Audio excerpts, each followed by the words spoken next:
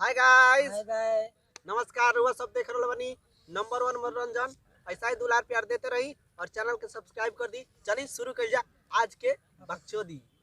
अरे भाई ये का देखत रही यार, छोड़ साला बार बार यार तुम देखत देखत पकड़ा गल बनी। कौन है रे? हमरा चाहिए। कौन है देखिए ना, भैया कौन? हो। सनी ये लियोनी हमरा ना नहीं है, सनी लियोनी ना आई चाकर मधु हिया। वो? जब से देखले बानी तब से मुंह में से लार चुगता, मन करता पानी गिरा ली।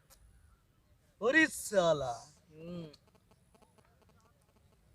पूरी आहा पूरी काश हमरो उसने दी नहीं। ओह नो, बाग मर दे तू का करता रही। हमरा चाहिए ए छोड़ साला।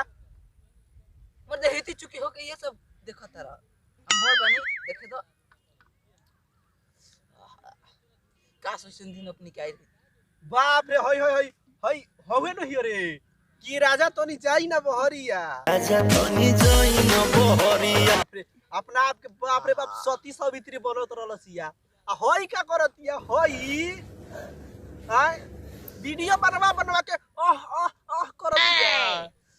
जाए तो उसे का करे के हमनियो के कॉल लिया एक दो बार थोड़ा बताओ, जब तोरा इहे करे के रहलस त ते वीडियो काहे बनविस रे दोगली? हाय कोहा तरी भोजपुरी के नाम रोशन करेंगे, रोशन करेंगे। Oh, no! ई कौन रोशन करत रे ते? महा रोशन करती है महा रोशन। Oh no! बाप रे, नाम कहा के एगो एक्टर हाय आई सनी लियोनी के फेल कइले बिया। देखो लो भाई, आज हम बात करो तनी ऊ करे जौन आई गरी वायरल चलती आजकल। नाम तो सुनला ही होकबलो भाई, आ ना सुनले होकबला ना जानत होकबलो तो वीडियो को लाइक करो लो, चैनल के सब्सक्राइब करो लो और हमारी व्हाट्सएप नंबर बा एकरा पर कमेंट करी हलो। तुरो जरूर व्हाट्सएप पे हाई लिख के सेंड करी हलो। अगर इलो तो हलो के वीडियो चाहिए तो हमारा पास व्हाट्सएप पर मैसेज करी हलो, हम तो हलो के जरूर भेज देम एकरा के। लेकिन हां चैनल के सब्सक्राइब करके वीडियो के नीचे कमेंट करके तब व्हाट्सएप पे मैसेज करी हलो भाई। गारंटी के साथ कहतनी कि वीडियो तालो के व्हाट्सएप चल जाई।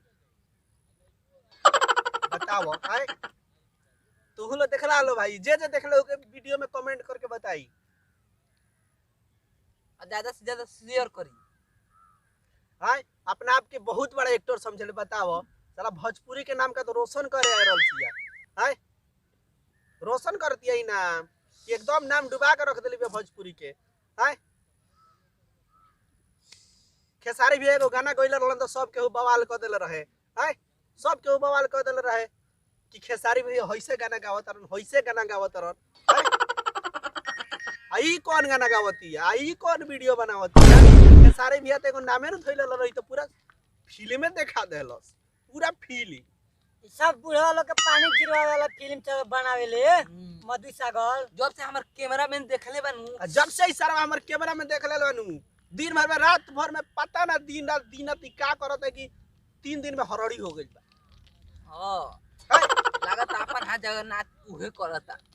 लागत अपन हाथ जगन्नाथ हे भोलेनाथ यही में वो भीड़ गइल बा। धर जो ना तो अब वीडियो हम डायरेक्ट यूट्यूब पे डालम, डायरेक्ट भले हमार चैनल डिलीट होई लेकिन तोर वीडियो डाल दे। आइंदा इस हरकत ना और न तो जाके कहता रे इसकी हमरा के लोग बदनाम करे के चाहता। का बदनाम करे के चाहता रे?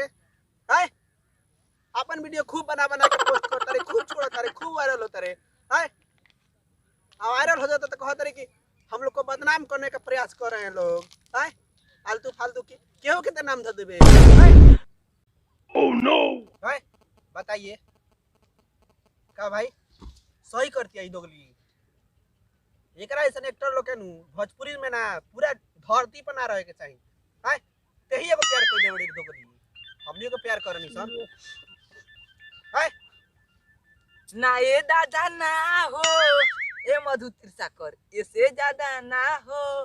हाय इज्जत के तो फलूदा कर देले बड़ू। भोजपुरी तो अब सबसे नंबर 1 भाषा में गिनात रहला, मगर अब का गिनाई के झाट भेटा जी तो तरह का चप्पल निकाल के मार, चप्पल निकाल के कहता हमरा पूरे गांव के लइका देख के पगलाइल बरस। हाय जहां बेटा जी खुलिया में हमारे गांव भर के सब बुढ़वा देख के लार छुआ दर्शन तोरा के।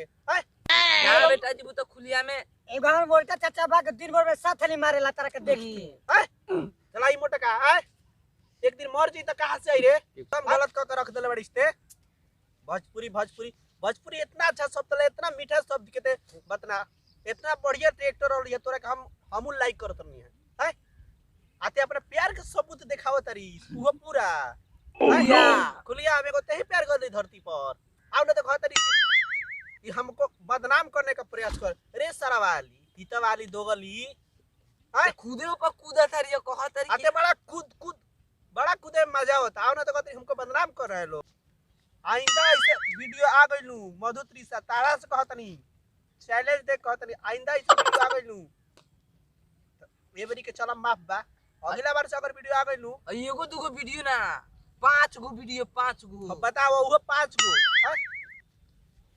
दिमाग खराब कर रख देले बिया हैं चलिए गाइस इतना ही ये वीडियो अच्छा लगता है तो लाइक करें चैनल को सब्सक्राइब करें और हाँ कमेंट करके बताएं वीडियो कैसा लगा और आपको ये वीडियो चाहिए तो मेरा ये व्हाट्सएप नंबर है इस पे आप लोग मैसेज करिए हम आपको जरूर भेज देंगे चलिए फिर मिलेंगे नेक्स्ट वीडियो में बाय फ्रेंड।